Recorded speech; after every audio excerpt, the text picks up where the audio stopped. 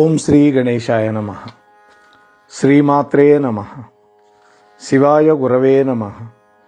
శ్రీకృష్ణ పరబ్రహ్మణే నమః. శ్రీరామాయ నమః. శ్రీ దత్తాత్రేయాయ నమః. శ్రీపాదరాజం శరణం ప్రపద్యే.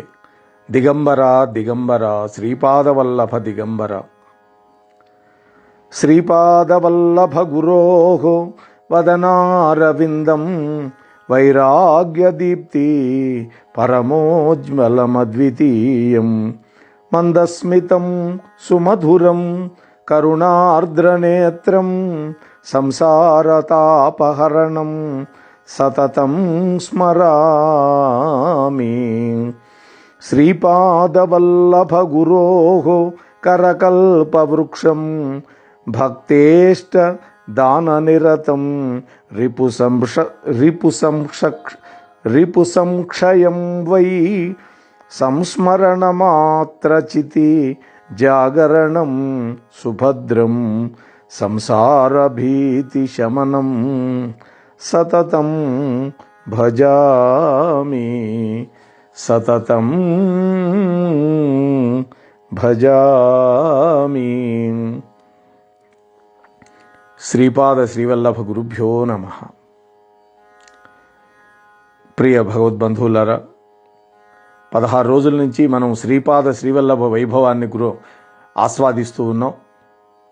నిన్నటి రోజున మనం శ్రీపాదుల వారి యొక్క వైభవం, శ్రీనివాసుని యొక్క వృత్తాంతం చెప్పుకొని 10వ అధ్యాయాన్ని పూర్తి చేసి 11వ అధ్యాయంలో సుబ్బయ్య శ్రేష్ఠి,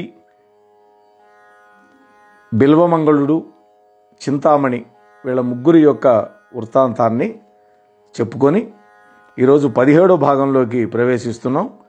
12వ అధ్యాయం. ఇందులో కులశేఖరు వారి యొక్క వృత్తాంతాన్ని చెప్పారు. సుబ్బయ్య శ్రేష్ఠి ఎన్నో కొత్త విషయాలని సులభంగా అర్థమయ్యేటట్టుగా శంకర భట్టుకి తెలియజేయటం వల్ల వాటన్నిటినీ ఆకళింపు చేసుకోవాలి అనేది ఒక ఆలోచన చేసి శంకర భట్టులో ఆత్మవిశ్వాసం కలిగేటట్టుగా చేసుకున్నాడు. అలా ఆత్మవిశ్వాసం కలుగుతున్నది అనే విషయాన్ని కూడా సుబ్బయ్య శ్రేష్ఠి గమనించాడు. మళ్ళీ సుబ్బయ్య శ్రేష్ఠి చెప్పడం మొదలుపెట్టాడు. శంకర భట్టు శ్రీపాద శ్రీవల్లభుల వారు సాక్షాత్తు శ్రీ వెంకటేశ్వర స్వామియే. కలియుగ అంతంలో శ్రీపాద శ్రీవల్లభుల వారే కల్కి అవతారంగా కూడా వస్తారు. సాధారణంగా బ్రాహ్మణులు కలియుగాన్ని 4,32,000 సంవత్సరాలని చెబుతారు.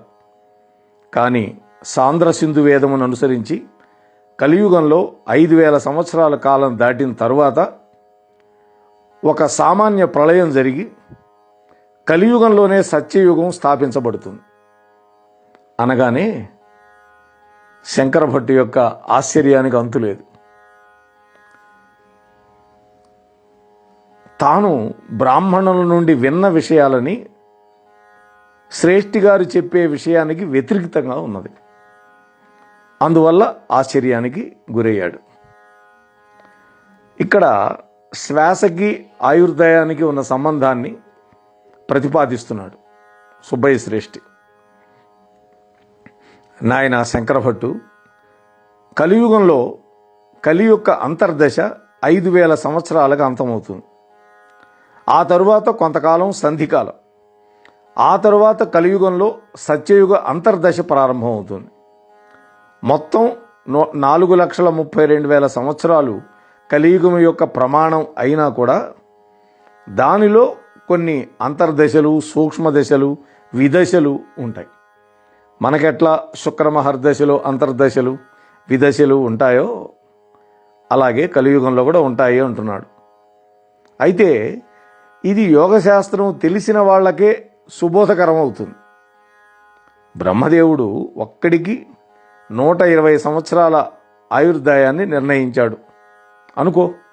ప్రతి మానవుడికి 120 ఏళ్ళ ఆయుర్దాయం పెట్టాడు బ్రహ్మ. భౌతికంగా వాళ్ళు 120 సంవత్సరాలు జీవిస్తారు అని మాత్రం దానికి అర్థం కాదు.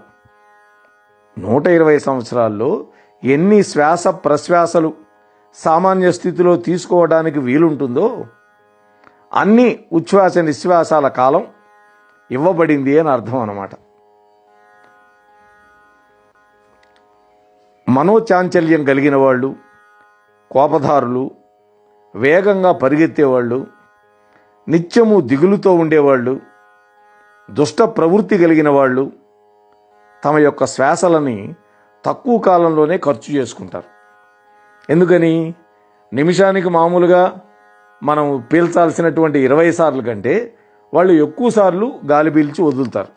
ఎందువల్ల? ఆందోళన, ఆక్రోశం, క్రోధం వీటి వల్ల. అందుకని ఖర్చు అయిపోతాయి. అన్నిటికంటే తక్కువ శ్వాసలని తీసుకునేటటువంటి రాకాసి తాబేలు మాత్రం 300 సంవత్సరాలు బతుకుతుంది పూర్వం. అందుకనే యోగులు ప్రాణాయామం ద్వారా ఉచ్ఛ్వాస నిశ్వాసాలని తక్కువ చేసి ఎక్కువ కాలం జీవించారు వాళ్ళు. అయితే అత్యంత చంచల స్వభావం కలిగినటువంటి కోతి ఉన్నదే, ఆ కోతి స్వల్పకాలంలోనే మరణిస్తుంది.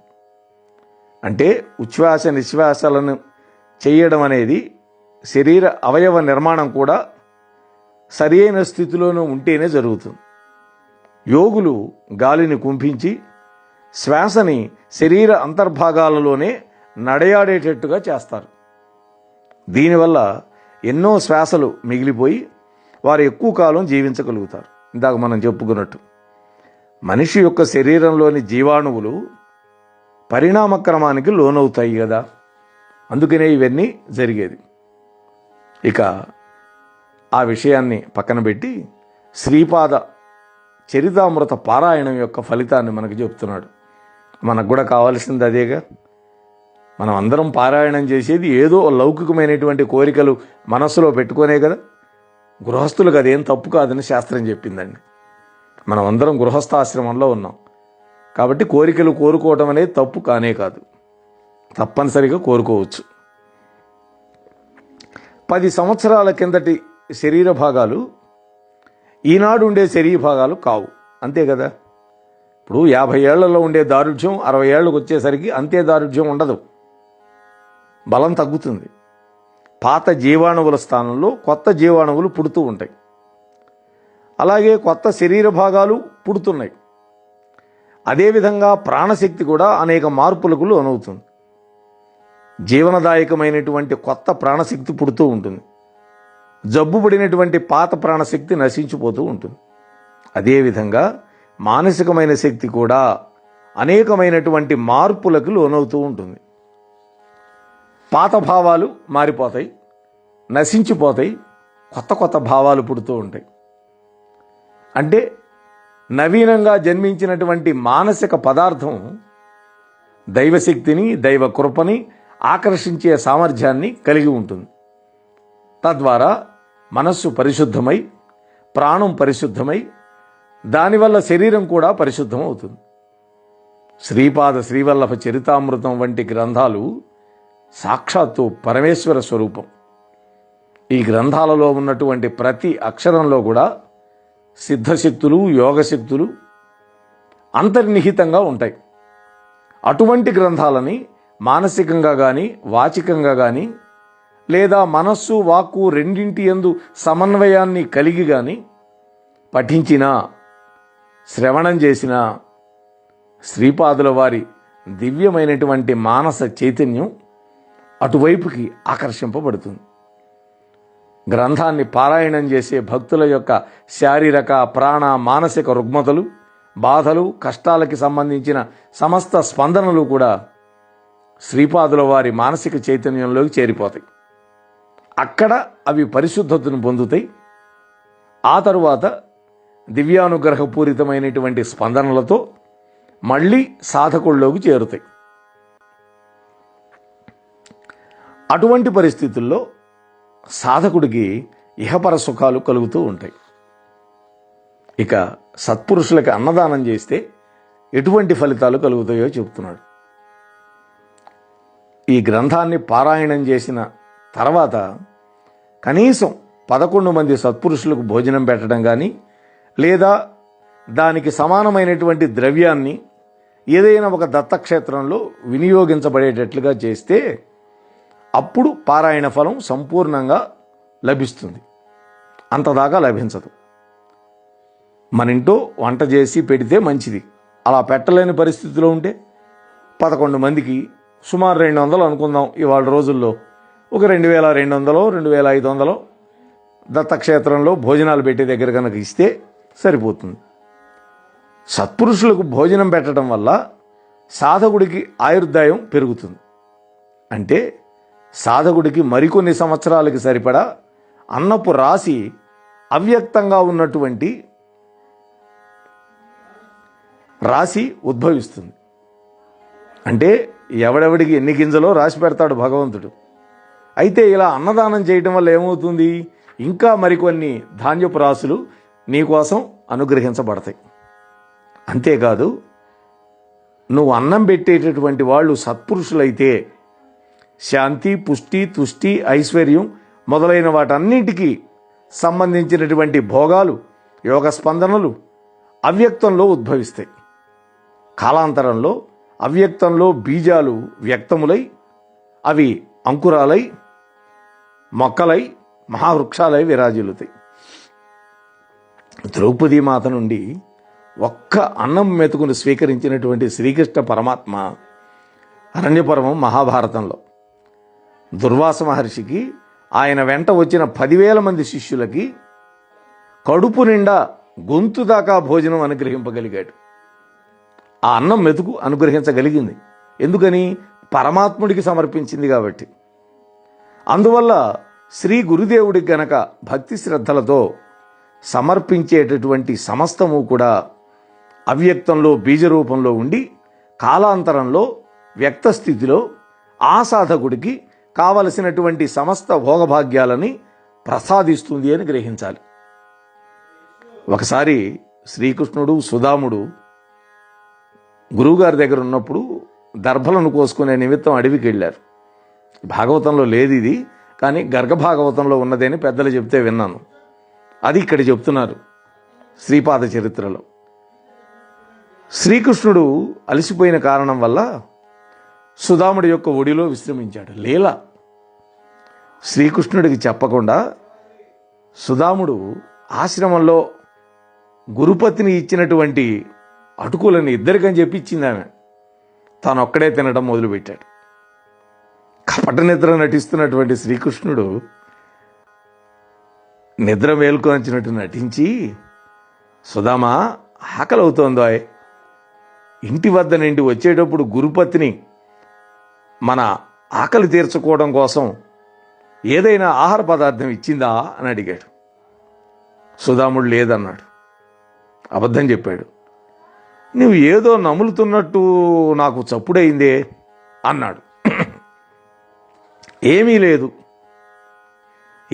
విష్ణు సహస్రనామం చదువుకుంటున్నాను అన్నాడు. ఓహో అలాగా, మన ఇద్దరికీ అమ్మగారు అటుకులను తినటానికి ఇచ్చారని, నాకు పెట్టకుండా నీ ఒక్కడవే తింటున్నావని నా కలొచ్చిందిలే అన్నాడు స్వామి. అప్పుడు సుధాముడు, శ్రీకృష్ణ అలసిపోయి ఉన్నావు కదా, అందులోనూ పగటి వేళ, ఈ వేళలో వచ్చే కళలకు ఫలితాలు ఉండవని శాస్త్రం చెబుతోంది కదా అనగానే శ్రీకృష్ణుడు నవ్వి ఊరుకున్నాడు. ఇంకేం మాట్లాడలా. కాలాంతరంలో ఈ సుధాముడు కుచేలుడై పరమ నిర్భాగ్యుడయ్యాడు. 27 మంది పిల్లలకి తండ్రి అయ్యాడు. పాతగుడ్డలు కట్టుకునేవాడు. ఏమీ లేదు. తన కష్టాలు తీర్చమని ఎన్నోసార్లు విష్ణు సహస్రనామం పఠించాడు. ఆఖరికి శ్రీకృష్ణుడి యొక్క అనుగ్రహం కలిగింది. కుచేలుడు నుండి ఒక పిడికెడు అటుకులు స్వీకరించి, గతంలో బాకీ ఉన్నాడు కదా, వాటికి విశేషమైనటువంటి ఐశ్వర్యాన్ని ప్రసాదించాడు.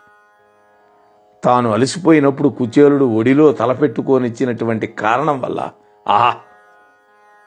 శ్రీకృష్ణుడు కుచేలుణ్ణి హంసతూలికా తల్పం మీద పడుకోబెట్టి, తాను పడుకునే పక్క మీద పడుకోబెట్టి పాదసేవ చేశాడు భార్యతో కలిసి. కర్మసూత్రం ఎంత నిగూఢంగా పనిచేస్తుందో శ్రీకృష్ణ భగవానుడు దీనిలో నిరూపించాడు. ఇక తర్వాత మల్లయుద్ధ ప్రవీణుడికి గర్భభంగ గాథ చెబుతూ ఉన్నాడు. శ్రీపాదుల వారు 4 సంవత్సరాల బాలుడుగా ఉన్నాడు. అప్పుడు పీఠికాపురానికి వర్మకళ అనేటువంటి ఒక మర్మకళను తెలిసినటువంటి ఒకానొక మలయాళ దేశీయుడు వచ్చాడు. అంటే కేరళ వాడు. ఆయన పేరు కులశేఖరుడు. మోహనవాణి తెలుగు పోడ్కాస్ట్ ఛానల్ని లైక్, షేర్, సబ్స్క్రైబ్ చేయండి. ప్రక్కనున్న గంటను మ్రోగించండి.